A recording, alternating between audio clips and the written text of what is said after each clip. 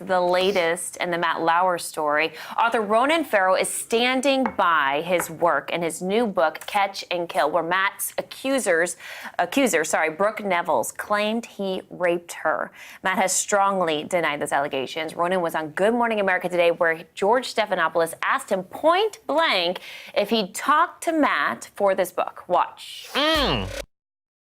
I can't answer specific questions about that, but I can say that Matt Lauer's thinking that's presented in this letter is in the book, and I think this young woman, this journalist, Brooke Nevels, presents what I found to be a persuasive response to that. The facts of her case, which are backed by documentation and eyewitnesses, suggest that there was an encounter here that she consistently has described as non-consensual. And she says regardless of what happened before and after that and how he interpreted that, she said no to a physical act. So if he or his allies were to say that you didn't fact-check those claims?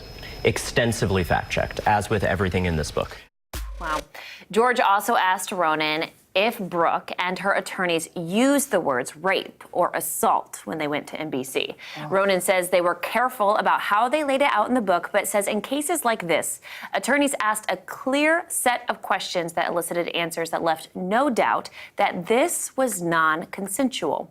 This morning, a rep for Brooke released a statement saying this is a sensitive issue. The way it's been described by Ronan is accurate, and the book backs it up. So Catch and Kill is out next week.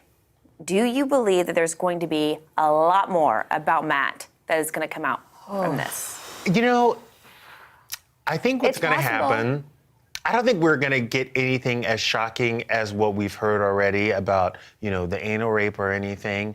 But I think what's going to happen is, I read an article online, and it was very interesting because the source of the article said that if you turn down his advances, that you have a target on your back from there on out.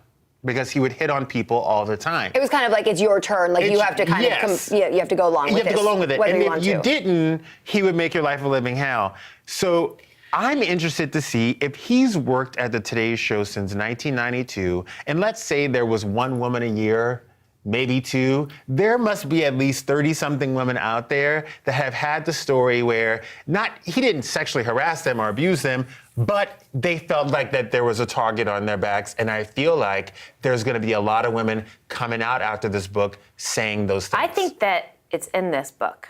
I think, you know, Ronan talked extensively about what he believes were many reports that were kind of, he feels, pushed under the rug a little bit prior to Brooke.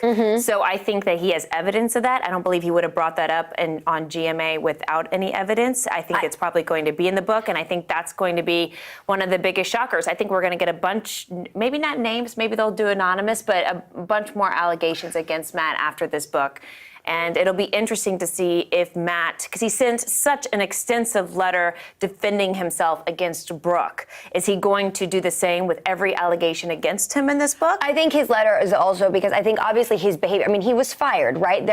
These are not all rumors. He obviously had inappropriate behavior in the workplace. He obviously had adulterous affairs with many different women. I do believe that he put himself in a position where he felt like he was the man in power and he was going to sort of prey on whoever was there, and it was sort of like they were obligated to go forth with whatever he wanted to do. I think Matt, in writing the letter, these were all consensual. Like, he's now, this specific isolated incident with Brooke this was consensual. This was not rape. So I think other women might come forward and say... He may not go as hard to defend those. Right. Himself on those, yeah. All right, well, we'll keep you guys updated because a lot more is going to be out once the book comes out. That's it for today's Daily Pop, but don't worry, we do it every day. That's right, and be sure to click below to subscribe to our E! News YouTube channel so you don't miss any of the latest videos. Whether it's tackling breaking Hollywood headlines or amazing celebrity in-studio interviews, Daily Pop on YouTube will keep you pop cultured. See you soon.